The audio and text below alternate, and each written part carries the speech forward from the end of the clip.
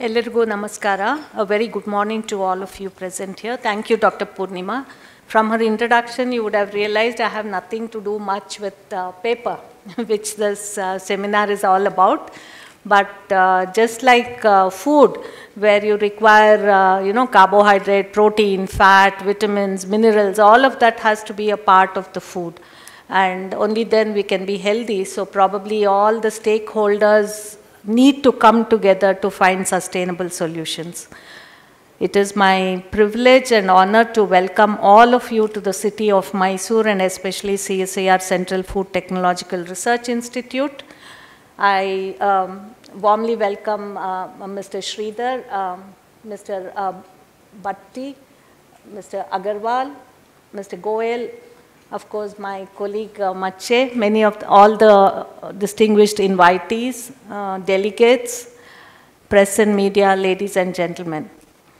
We have been in this city for nearly 73 years now. Like was told, this property was handed over to the government of India in the backdrop of the World War II and the Bengal famine. When in newly independent India, the government felt that there should be an institute which will address shelf life of foods as well as undernutrition. And while scouting around where it has to be housed, this property with the princely mansion was given. Further, there was a mention about capacity building, and in the late 50s, capacity building, especially for Asia and Africa, was started. And again, the United Nations wanted one of the countries to start this, but they were not willing to fund it. So this very hall you are sitting in, as well as the hostels that surround this hall, were built with the money under the Indo-Canadian Hunger Program, wherein many people sold pens on the street corners of Canada, and every 6 months the money was brought here and these were built. So why do I say this? Because we need to develop our own solutions and especially our scientific solutions. Only then technologies will come out. So once again, a welcome to CFTRI. We are gathered here for this zonal seminar of IPPTA under the theme Replacing Single-Use Plastic by Paper with emphasis on food packaging, which CFTRI is co-organizing. So again, like many of you probably, I also was asking myself when this proposal came as to what is it paper has to do with us. And there were 2 or 3 things that came to mind. So if we are housed in a place handed over by the Mysore Maharaja, he also started the Mysore paper mills in Bhadravati, which was again a visionary aspect of the royal family. And we do have a food packaging department. It has had a glorious past and continues to work towards finding solutions in packaging. And therefore, why not Mysore? And I'm happy that IPTA decided to come here, and we also, because we have the scientific background and you are looking for technological solutions, hand-holding would definitely make the pace go much faster. So I'm sure that every challenge, I think Mr. Sridhar has given up many challenges he has posed to this audience, but with the challenges also come a lot of opportunities. And if barrier can be put, I would like to ask if there could be a thin barrier that is made from alternate macromolecules that are already available in nature, and they are biodegradable in that extent. Can that be just peeled off after the food use, and only that be some other solution, maybe a fermentation, maybe I do not know, organic waste kind of a thing, and goes as fertilizer, whereas the paper can still be recycled.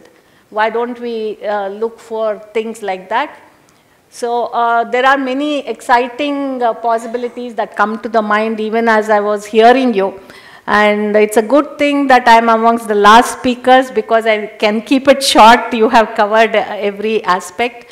But when you look at food packaging, there are many things that we need to understand. It is not simply replacing single-use or even recyclable plastic, which anyway is not allowed for packaging of food. The reason is food is perishable, first and foremost.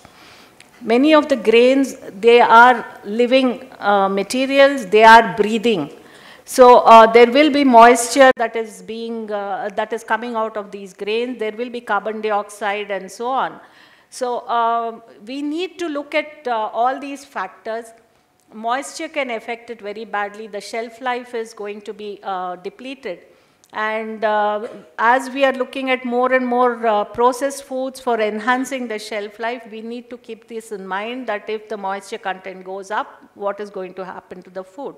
Paper does become soggy, and if it becomes soggy, its strength is gone. So we also look at food packaging in terms of the gas barriers. If oxygen or even light, for example, if the food is exposed to, some of the nutrients could get destroyed.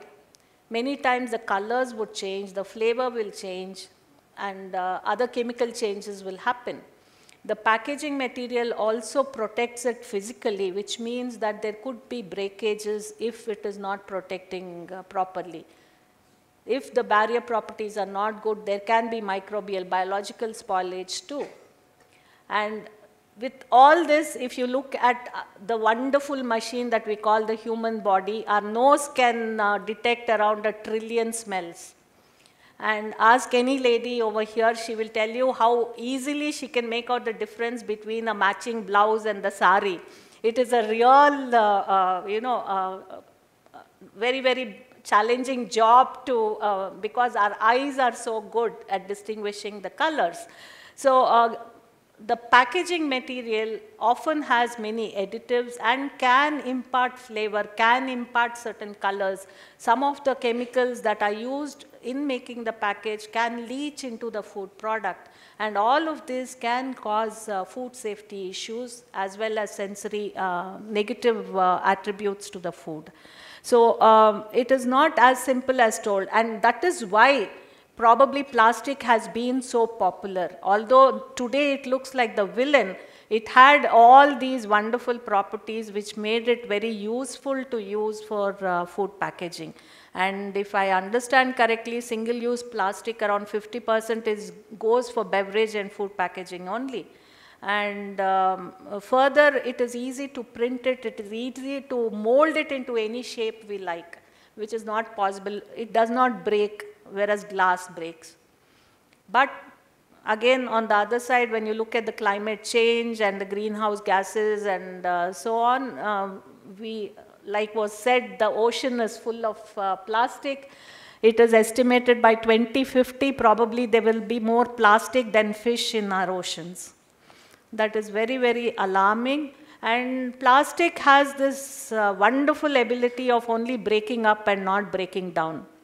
So if it is not possible to break it down, it means that it will start breaking up to tinier and tinier and tinier pieces, and finally it will go into it is eaten up by the marine life, it is eaten up by the animals, and they are choking, the birds are choking, and this beautiful diversity what we see on earth probably will be at very great threat.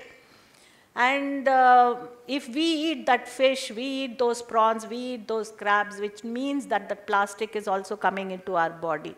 And this, more and more we have become aware because of the kind of lifestyle diseases that we see today. And therefore, we have to find a balance between what we are eating, how we are living, and what it is doing to our planet. So I cannot think of a much better topic and theme that can be discussed on the podium today and tomorrow And I hope that some leads at least we will get, because the challenge is too big for 2 days to get solutions. But at least if we can get leads, definitely I'm sure we also need to hold hands together, because you are the experts on paper, but I think we know a little bit about food. So all of us come together, definitely we will be able to solve this great problem, and taking small steps at a time. I wish this seminar all the very best. I'm sure it will be hotly debated and discussed, and all of us will be wiser after this. Please enjoy your stay in Mysore. Enjoy the food. Please see Mysore as well as CFTRI. And you all are welcome to come back to us with any projects. We will be happy to hold hands and work together. Thank you very much.